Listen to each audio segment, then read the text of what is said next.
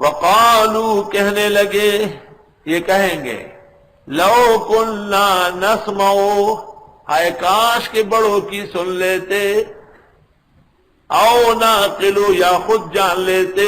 سنو، خود جاننا مجتہد اور جانے ہوئے کا ماننا مقلد، تیسرا درجہ کہاں ہے؟ ما کننا فی اصحاب السعیر، تیسرا درجہ غیر مقلد کا دوزخ کا ہے۔ فرمایا کاش کہ ہم سنتے، سننے کو کہتے تقلید، هو العمل بقول المجتہد بلا دلیل۔ کیا مطلب ہے؟ لأن المجتہد لا يجتہد الا بالقرآن والسنہ، فمن يطلب عنہ الدلیل هو احمق واخرق واغرق فی هذا الدنیا۔ افهموا ایھا الطلبہ، یہ جو تعریف کی ہے کہ وہ عمل ہے، کسی کے نہیں، یہ کسی کا لفظ غلط ہے۔ هو العمل بقول المجتہد بلا طلب دلیل، هذا هو الفقه، هذا هو الفقه، وإذا ذكر معه الدليل صار اصول الفقه۔ اور ہمارے بزرگ مولانا حسن جان سے مدظلو ایک دن مجھ سے فرمائے کہ یہ مبسوط سرخسی میں دلائل نہیں ہے۔ میں نے کہا وہ تو فقہ کی کتاب ہے، اس میں تو فقہی منہج ہے۔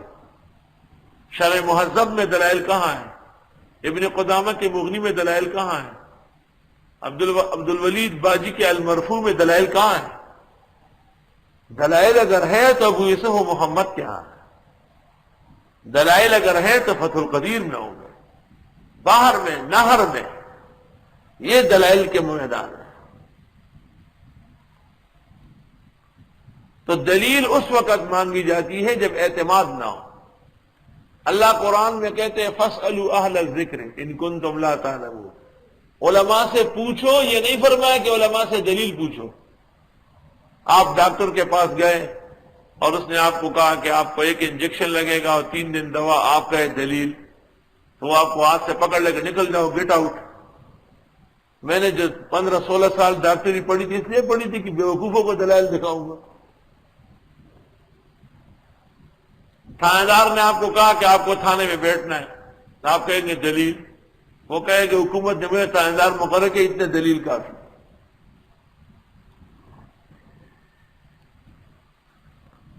غیر مقلد کا کیا معنی ہے؟ یعنی انسانی شکل میں ڈنگر، فی شکل الانسان وفی الحقیقت هو الحیوان، حیوان ناہق سائل، حیوان ناطق نہیں ہے۔ غیر مقلد کا کیا معنی؟ کہ میں چھوٹوں کو مانتا ہوں، نواب صدیق قنوجی کو، جو یا صاحب العروج بالفروج، اور شوکانی تفضیلی شیعہ کو مانتا ہوں، ابن حزم کائنات کے بدترین انسان کو مانتا ہوں، اور داؤد ظاہری کو مانتا ہوں، مسلم جبائی کو، لیکن ان کو نہیں مانتا ہوں جو صفت الصفوہ، قرآن و سنت کے بادشاہان اور انبیاء جن پر فخر کریں گے قیامت کے دن، امام ابو حنیفہ و امام مالک اور شافعی و احمد، ان کو نہیں مانتا ہوں۔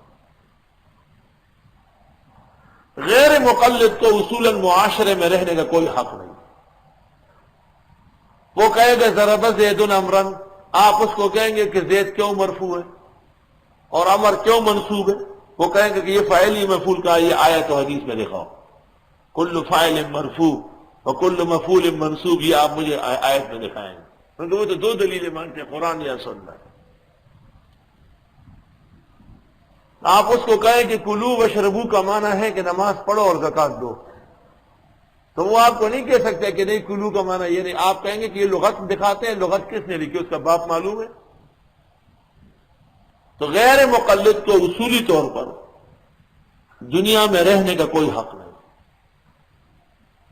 افحش الفرق اور اقبح الفرق اور اذل الناس، تمام کفر اور زندقت کی بنیاد عدم اعتماد علی معتمدی الدین، جن پر دین میں اعتماد ہے ان پر اعتماد نہ کرنا۔ میں نے جب بھی غیر مقلد پر کتاب لکھی تو اس کو منگواؤ، اگر لکھی اور زندہ رہا، یہ بات میں اس میں لکھوں گا یہ بات، جو ہو سو ہو، یا زویر اوڑے یا غدغمات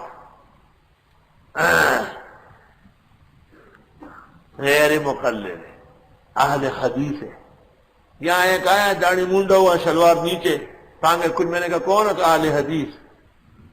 میں نے کہا جی اندلی رکھ لے یہ پاؤ جگہ پہ پروت نہیں ہو اہل حدیث تھے.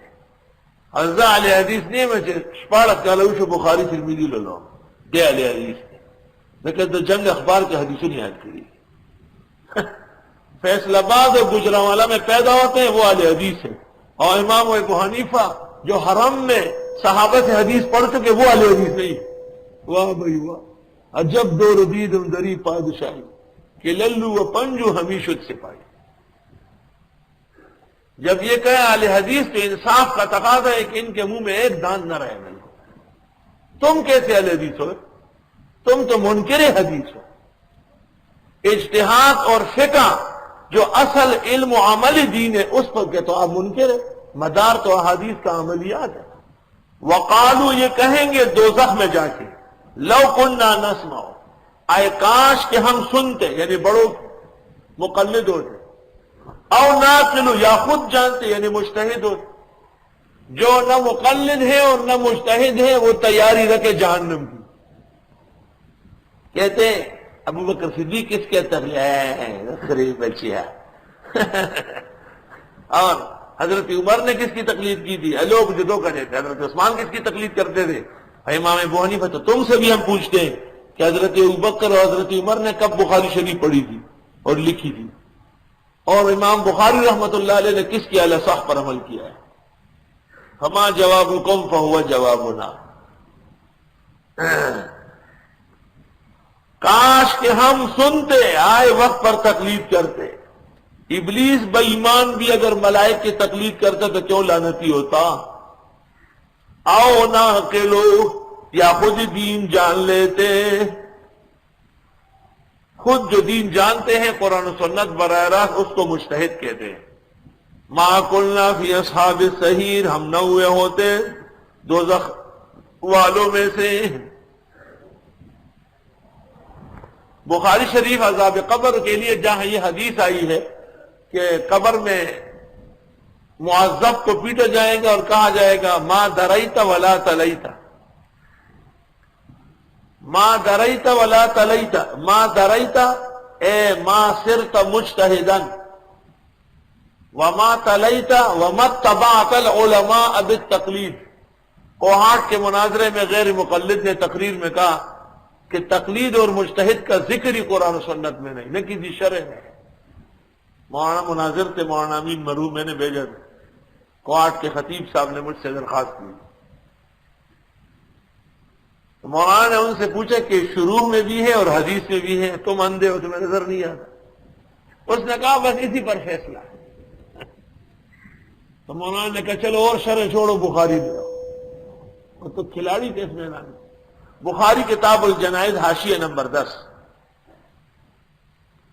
یہ حدیث جس میں قبر میں مردے کو مارا جائے گا، پٹائی کی جائے گی اور ساتھ کہا جائے گا ما دریت ولا تلیت. نہ تو آپ جانتے تھے مجتہد نہیں تھے، نہ آپ مانتے تھے مقلد نہیں تھے، غیر مقلد تھے تو پٹتے جاؤ. تو غیر مقلد کی پٹائی دنیا و آخرت میں قرآن و سنت سے ثابت ہے.